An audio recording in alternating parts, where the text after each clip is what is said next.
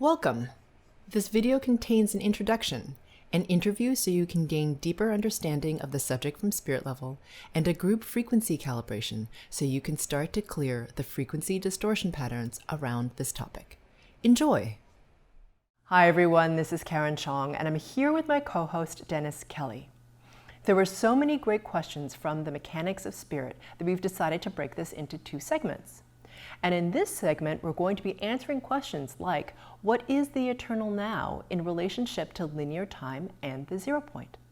After the discussion, we're going to wrap it up with a group frequency calibration to help begin to remove the distortion patterns around this topic. So let's get started. Dennis?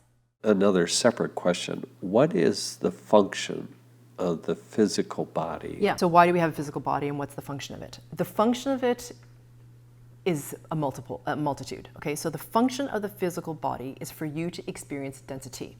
When we are vibrating very high as non-embodied beings, it's hard for us to experience density, obviously, because we're very high in vibration. In fact, beings that are much higher in vibration than us can't come into this plane because it is too dense. The body is the vehicle with which we get to experience density and form. What that does, it also gives us an opportunity to grow at an accelerated rate on spirit level, because inherent with the body come rule sets that we agree to come into form, to come into density. Some of those rule sets, I know I haven't drawn breath, so I'm going to forget. So some of those rule sets involve things like time. Okay, we agree to linear time. We'll talk about time probably later, but we agree to linear time. We exist in the non-embodied state only in the eternal now. So when you have this constraint called linear time, it's something that we agree to. We also agree to this thing called the veil of forgetting. The veil of forgetting is when we believe that we are separate from the all that is, that we are finite, and that we die. Party over. Party over, right. So we forget that we are infinite, indestructible consciousness. That is the veil of forgetting, and it's a required condition to which we agree to come into form. Because it's part of what we're meant to transcend, also, to remember. Yeah? So it's kind of a curse and a blessing. Well, it depends how you see it. I was just thinking, the curse is this physical body, and with it comes disease and disorder and just all kinds of challenges and all kinds of... The blessing is it's a golden opportunity to actually, rise to a level beyond. Yeah, and to experience density. Yeah. You cannot experience density without your body. There is no way to do it otherwise. Yeah. It takes a lot on spirit level to create this level of density. People always think of it as terrible and they want to escape it, right? So I understand that, because there's a lot of pain and trauma in the physical. I understand. And the privilege is to be in the body. It takes so much on spirit level to create and to sustain this much density and this much unawareness in terms of our forgetting of our true nature. And the intensity of form, right? Like, we really believe our emotions. We believe our thoughts. We believe all that stuff. It's super intense. Just imagine your disembodied consciousness, right? A disembodied being connected to the all that is. Are you going to have that much intense emotion? Right? I mean, you pretty much are certain you're not going to die because you're aware of your infinite, indestructible consciousness. There's not a lot of fear going on. Why would you be angry at anyone? You're connected to everything. You know what I mean? Like, the emotional spectrum that we experience in this in the disembodied state is much more diffuse. It's not as intense. The lessons are less poignant, right? Here in the body, in the density, the lessons are much more intense, and therefore to transcend in the physical body allows us massive, massive momentum on spirit level. Massive.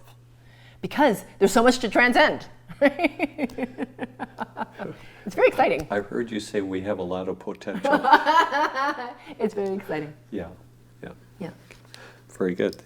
These are excellent questions. They are excellent. Thank you all for asking them. So another important question. Karen, you have spoken about frequencies refracting as they enter our field, and this actually creates our perception of reality. Yes. So what determines objective reality of frequencies around us before they are refracted. Yes. This is an excellent question. It's also an indication of, so this is a mental question. Okay, this is a mental question. It's from the mind, which is an excellent question, actually. So what I would say about this is that what the person's asking is, what creates the objective reality of the distortion patterns? Like how do you know, what are they, basically? From a non-disordered perspective, what are they? So to me, they're almost like echoes of the divine. They're really, but they only exist because you exist. Does that make sense? It's like the distortions exist because the observer is there. If the observer weren't there, the distortions wouldn't exist. Does that make sense to you? It's kind of like when they shot the atoms through that accelerator that they have in Geneva, you know, the atom like shot through this thing and they sped up. And they noticed that when they observed the atom, it was there. And when the person, like the scientist, wasn't observing, it would blip out, it wouldn't exist. So what exists? The observer or the atom? And is one required for the other to exist? You see, this is kind of the conundrum. So it's not linear. Yeah. So the answer is not linear. It's not that the distortions exist in an objective reality. It exists because we exist and we put our attention on them to some degree. Does that make sense? I know it's a bit of a mind. So you're kind of stepping into quantum physics? Yes. And you're kind of stepping into when the tree falls? Yes. When the tree falls, is there a sound if no one hears it? Right? Yeah. So it's that same question. Yeah. Right? So if there's no one to witness it, does it exist?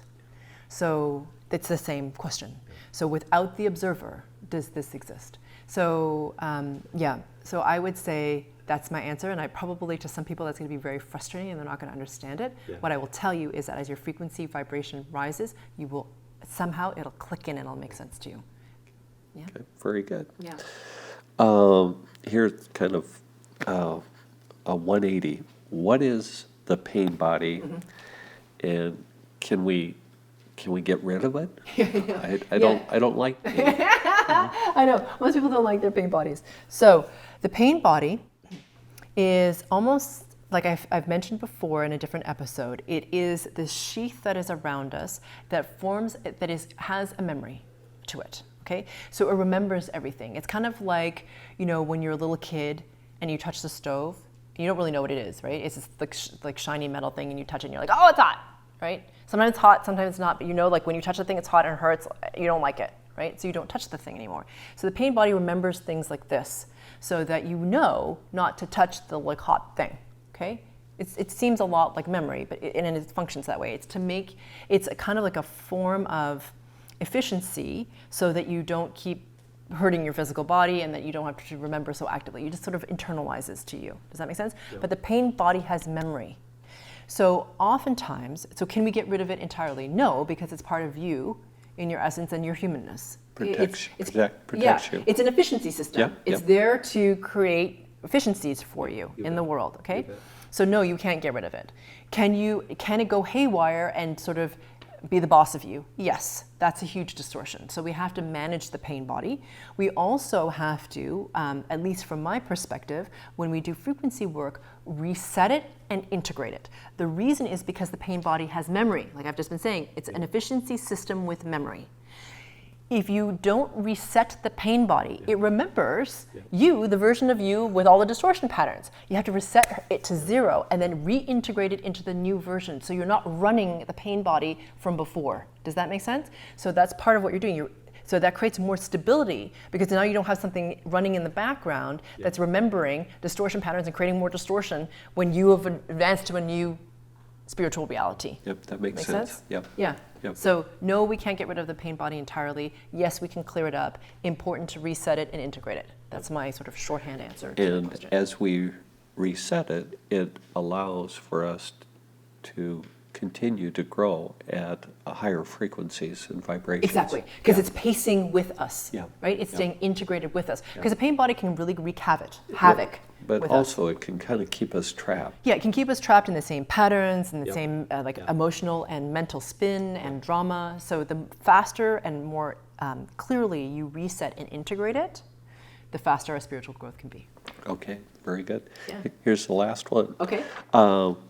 So again, kind of two-part. what is the eternal now, and then what is the difference between eternal now and 0 point and linear time? This is a great question, and what I'll say is we're going to do an entire segment on time, okay, on more about time, like what is it, okay? So my short answer, which I will elaborate on in the next in that other segment, okay, so don't worry about it if you don't get all of it now, you can listen to it at depth later. So, okay, here we go. The eternal now is the time, okay, we'll call it loosely time, that everything on spirit functions on. Everything. So everything on spirit level functions in the eternal now. It's the eternal present. It has a certain access point, like one access point in terms of frequency, but then it's infinite, okay? On top of it runs linear time. That's what we agree to when we come into the physical body. So when sometimes people go into, and they get information from other dimensional beings, and they say that a being will tell you, and you ask, when is this going to happen that I'm going to have abundance? They'll say, now. It's happening now.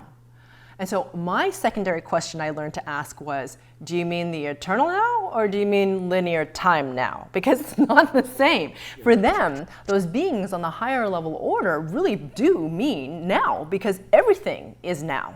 It is the eternal now. So they don't understand linear time. Do you understand? Linear time is a function of space-time reality in the third dimensional density.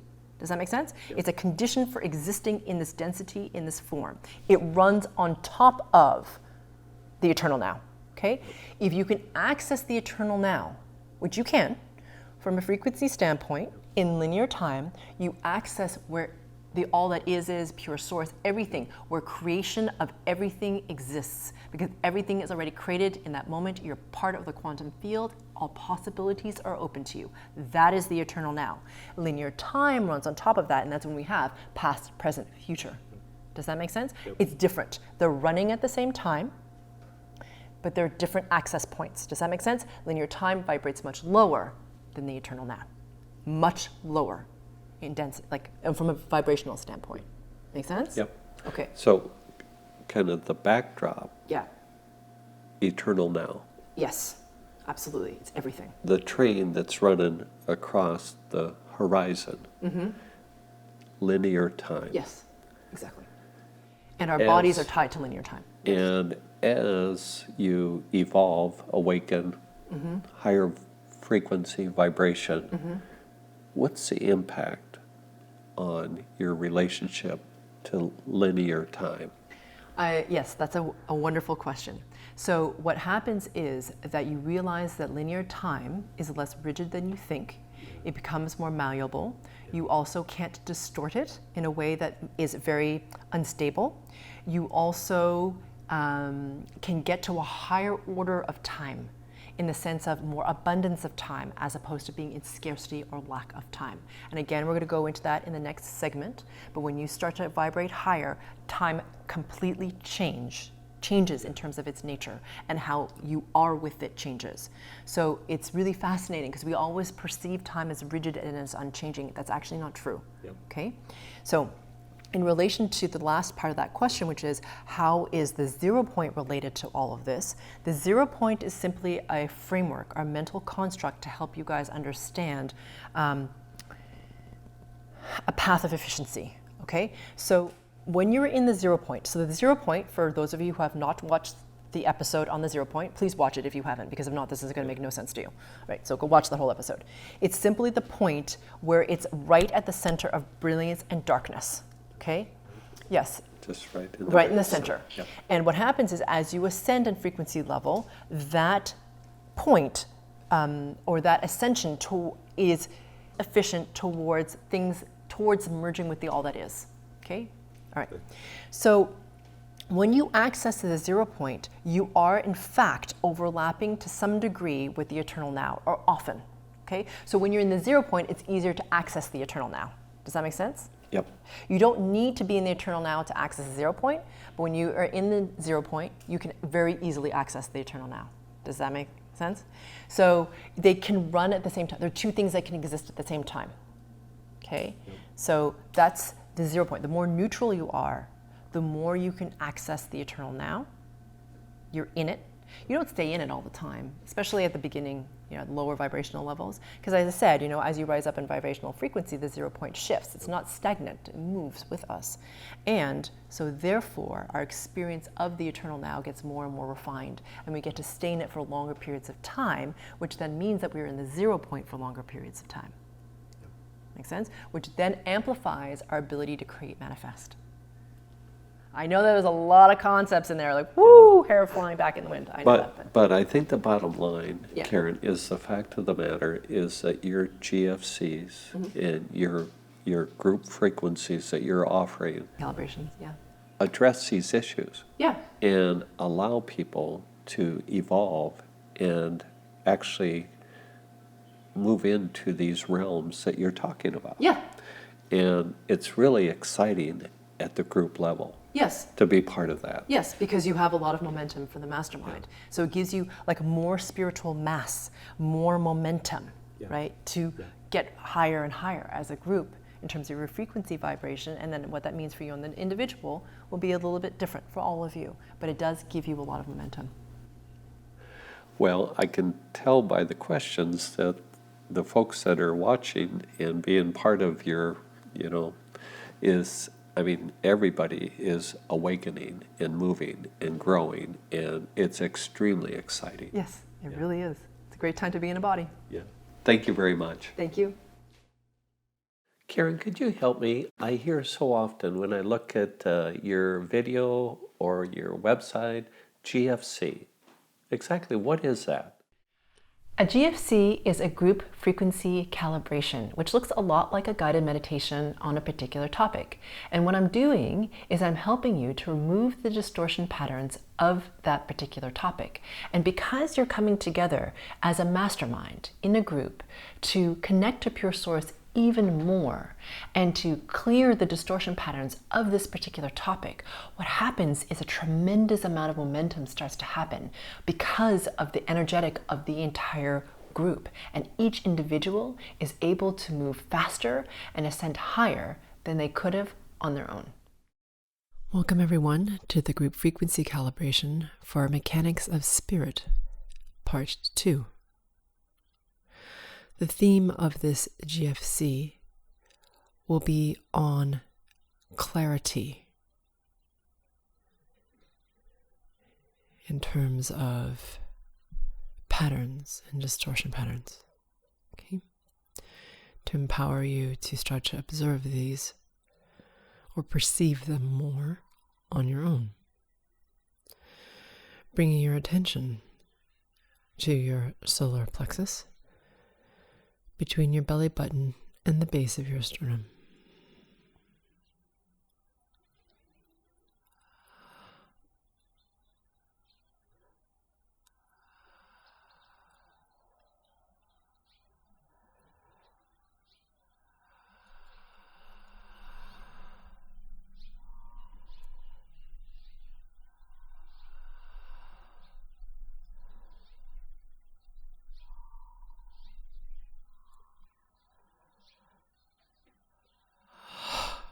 Good. And as you have your attention here, we're going to take a single breath together. Inhaling, holding your breath in for a count of 4. And whenever you've completed that breath, releasing the air out of your lungs and holding your breath out for a count of 5.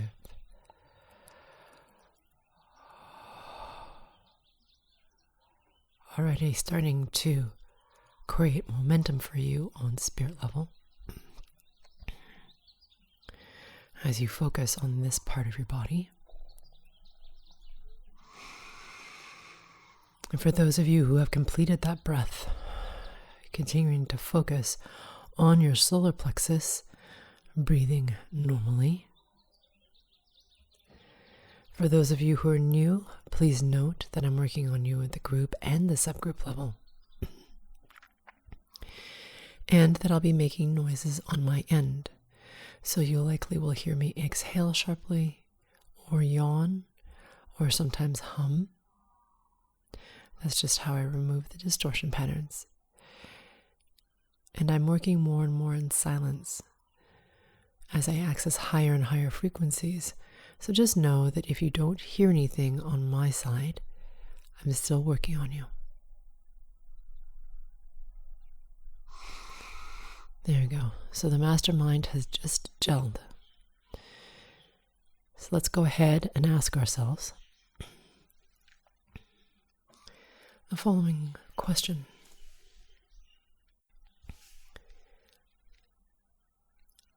How can I become even more aware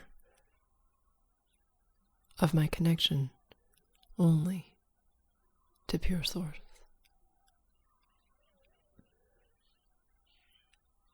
That question again is, how can I become even more aware of my connection only to pure source? And as you ask yourself that question, please imagine, sense, feel, or become aware of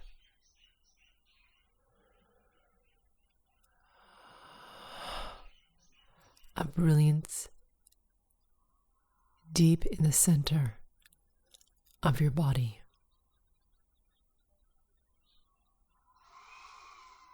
And as a note, brilliance does not necessarily mean light. It can mean a blackness that is shimmery, a warmth, a tingliness. So as your attention remains on this brilliance,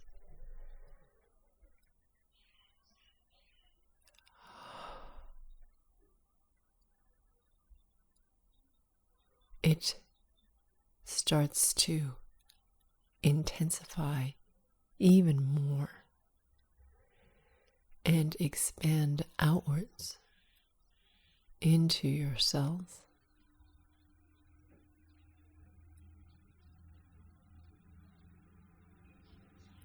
out through your organs,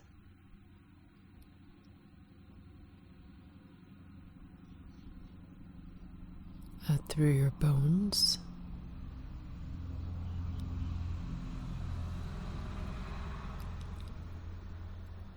out through your flesh, and into the space between your physical body and the outer perimeter of your spirit body, which is a sphere at arm's length all around you.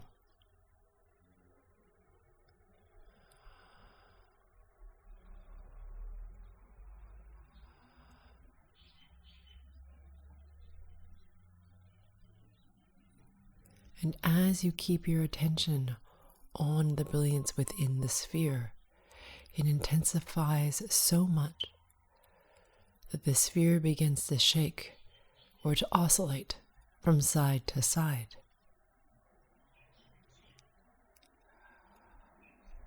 Just notice how little or how much, how slowly, how quickly the sphere is moving.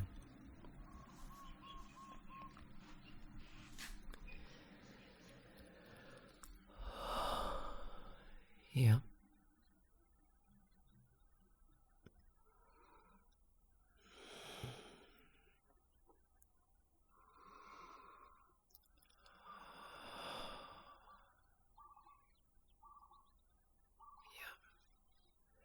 And now becoming aware of the space all around the sphere.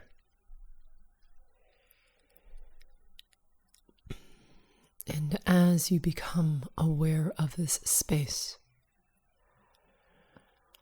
I'm working at source level to increase your frequency vibration, which allows you greater bandwidth or capacity for higher pure source frequencies.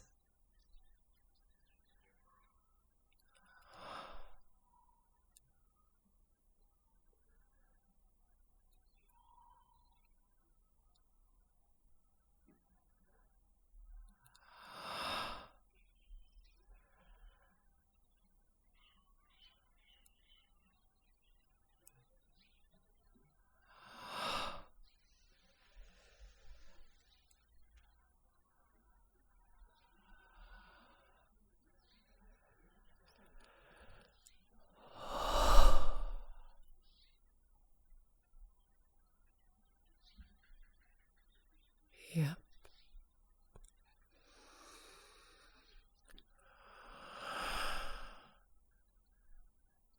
Good. Bring your attention to your xiphoid process, which is right at the base of your sternum. Your sternum is that big, thick bone in the center of your chest where your ribs meet in front of your body. Right at the base of your sternum, there's a little fleshy point that is tender if you press on it. This is your xiphoid process.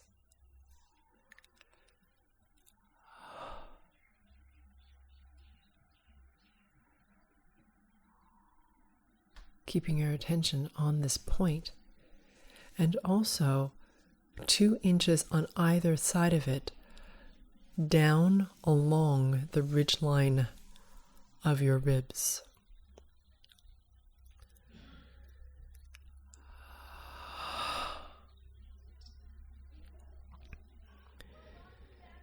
Good. Yeah.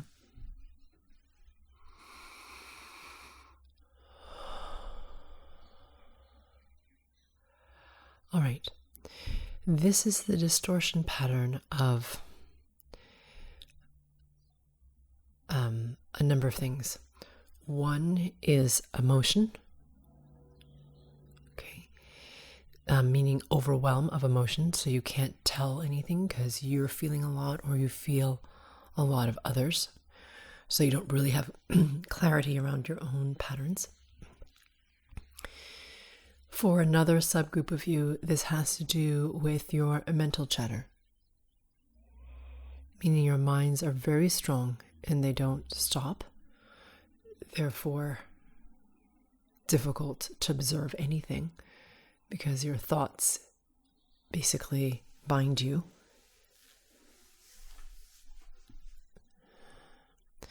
So both of these things feel very not only real, but true to you. They may feel real, but they're not necessarily true. Okay?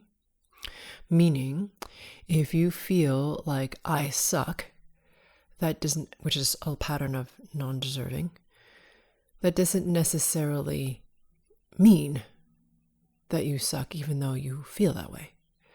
Okay? That's what I mean by that. Feels real, not necessarily true. Okay? But because our emotions and our thoughts are so dominant, we can't tell much of anything. So it clouds our ability to observe and have distance from our patterns so we can see them. So I'm going to help you with this. So we'll take a little doing.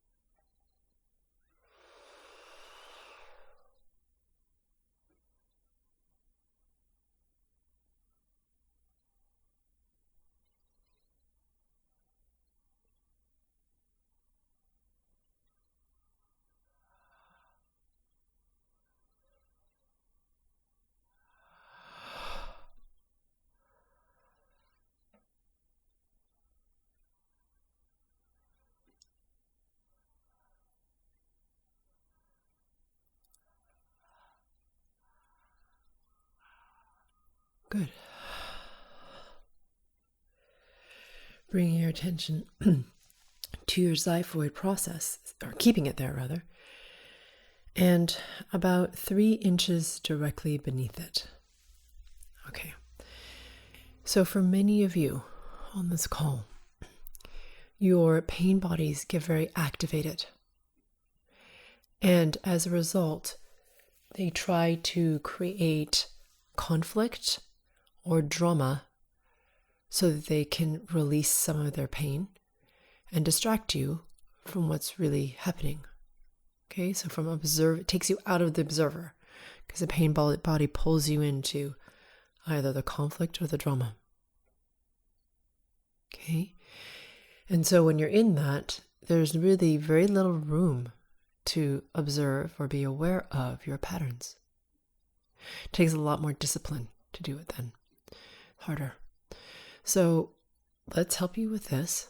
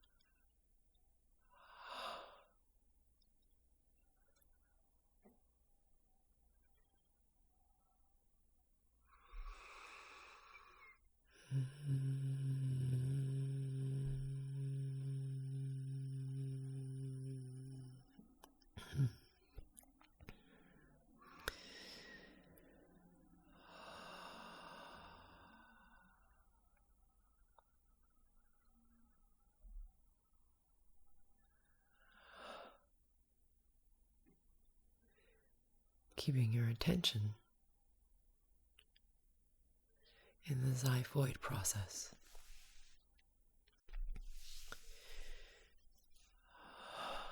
And all the way up from your xiphoid process in a straight line to your heart space.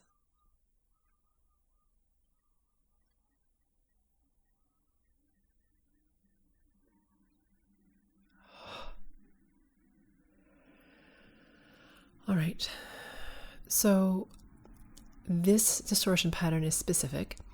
It has to do with the attachment to being right. When we have this, it's very difficult to observe what is, because we're very vested in being right. So I'm going to remove this so you can see more clearly what is and your patterns within that. Okay? As opposed to being right or the way it should be. Okay?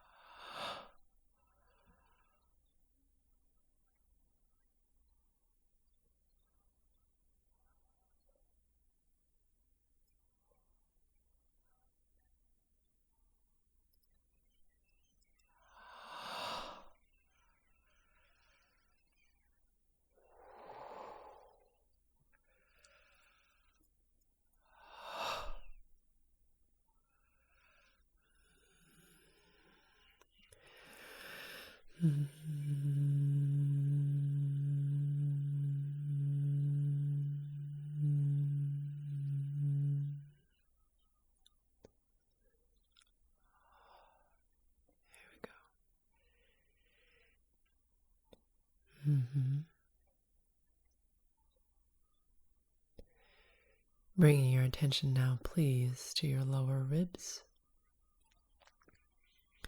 wherever that is for you is perfect. This is the distortion pattern of expectation.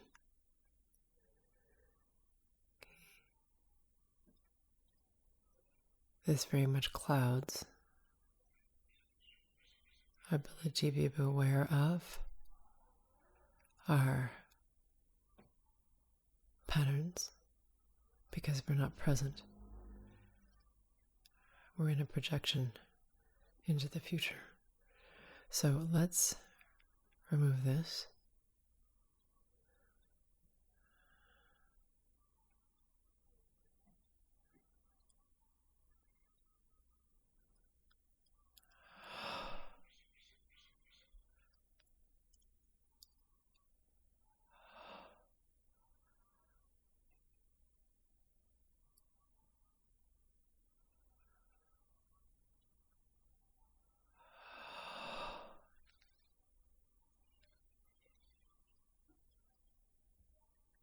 Good.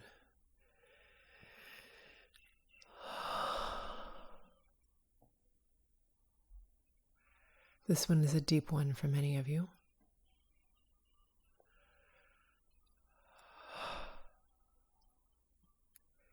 Luckily, we'll need more work than this one removal here.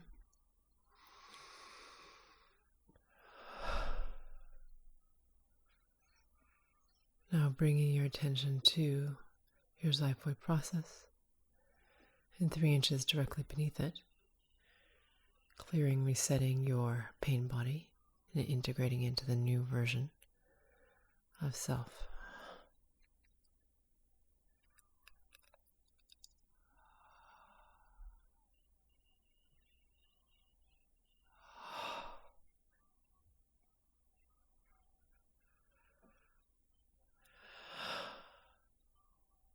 Good. This brings us to the end of this session. I look forward to working with you on the next GFC. These GFCs help people release distortion patterns. It's my sincere hope that you benefit profoundly from this series, which is why I spend so much of my personal resources creating these as my gift to the world. If a GFC topic resonates with you, often more work that can be provided in this one GFC is needed to really clear or loosen deeply held distortion patterns in areas that are sticky. Because these patterns are like layers of an onion, usually there are multiple layers to individual topics. Depending on how much of a challenge this topic is for you, it may make sense for you to go deeper than what this session allows. If you feel this is the case for you, please visit sphericalluminosity.com for more targeted support.